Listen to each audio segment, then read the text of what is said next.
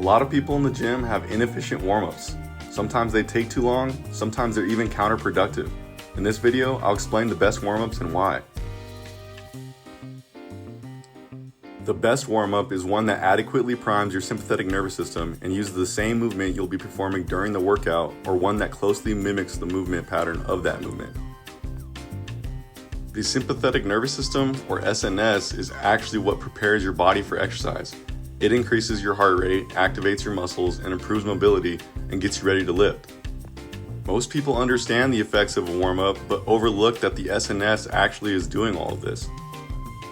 Some coaches and athletes try to separate general warm-up from nervous system activation, but this is unnecessary because a good warm-up is inherently SNS activation.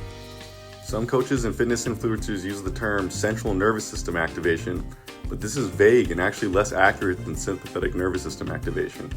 First off, the SNS is actually part of the peripheral nervous system, not the CNS.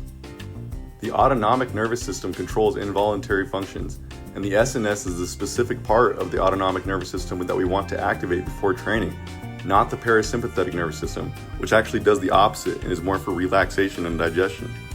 I'll explain this more in depth later in the video, but this is why things like mobility work and stretching before workouts are actually counterproductive. They activate the parasympathetic nervous system, not the sympathetic nervous system.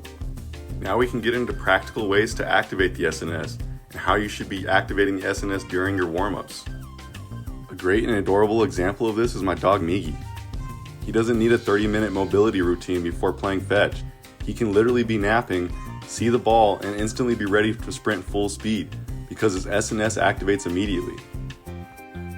This is the exact same thing that happens in humans, except we usually take a little longer to get our SNS going because we're not as enthusiastic about the upcoming workout as Miggy is about playing fetch. It might take us a little bit longer than it does for Miggy to get his SNS going, but it doesn't mean that we should be taking very long at all. A warm-up should only last about 10 minutes or less. Your level of excitement dictates how long the warm-up should be also. For example, if it's just a regular squat day and you're going in there to the gym not very enthusiastic about the workout, it might take you longer to get things going. If it's a big game day, for example, you might not even need a warm-up at all because the hype of the crowd can already get your SNS firing like crazy. If you played sports before, you may have experienced this. During practice, you might not be very enthusiastic and you need a warm-up to get things going.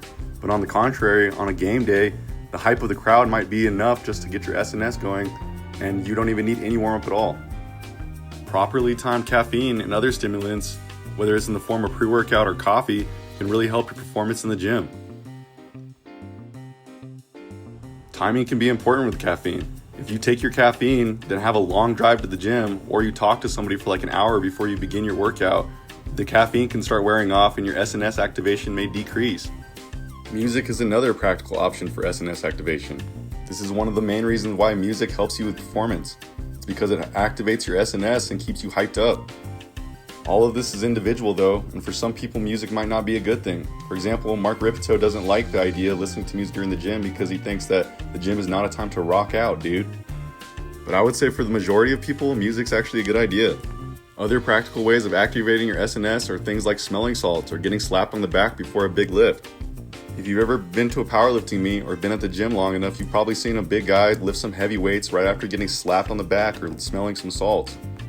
This isn't always just for show. It actually can activate your SNS and get you ready to lift heavy weights.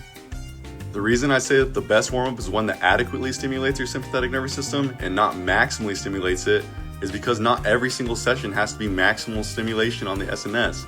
For example, if I'm working up to 2 sets of 5 at 365 on squat, I don't need as much hype or SNS activation as I would if I was working up to an RPE 10 single. This is because 2 sets of 5 at 365 is pretty doable for me. Whereas an RPE 10 single would probably be saved for something like maxing out or going for a new PR. In other words, not every workout is a maximal effort workout. Your warm-up only needs to prime the SNS to meet the demands of the workout. Some things can actually be counterproductive when it comes to priming your SNS. Some examples of counterproductive things during your warm-ups are things like dynamic stretching, steady-state cardio, or excessive mobility work. Cardio can definitely be implemented into a good warm-up routine, but you shouldn't be doing it for 30 minutes before your workout even starts.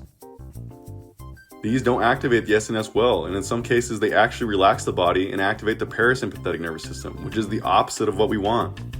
This is not to say that stretching and mobility work aren't good for you. They actually really are good for you, and they definitely have their place in a good program. It's just to say that their place is not directly before you lift heavy weights or you do your strength training or powerlifting work. Your stretching and mobility work should be done at a different time during the day or maybe even after your workout.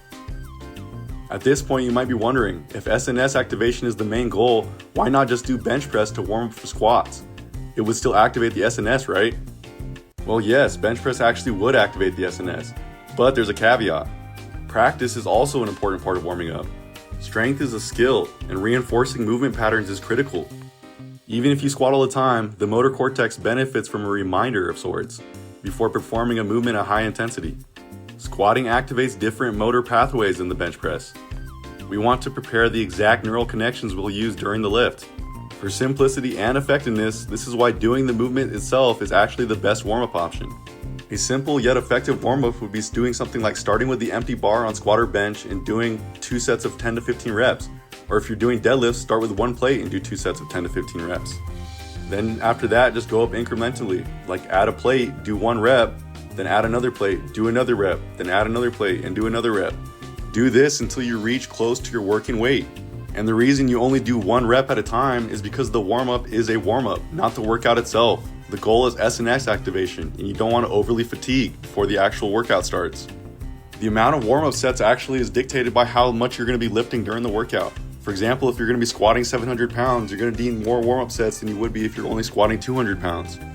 This concept that the goal of the warm-up should be to activate the SNS is mentioned in the Brazos Valley Strength video that I can link in the description. It's actually mostly about injury and how to deal with pain during lifting, but the whole video is really good and I definitely recommend checking it out. If you'd like to see an example of how I warm up for a set of squats, I'll link one in the description below. Let me know in the comments, how do you warm up?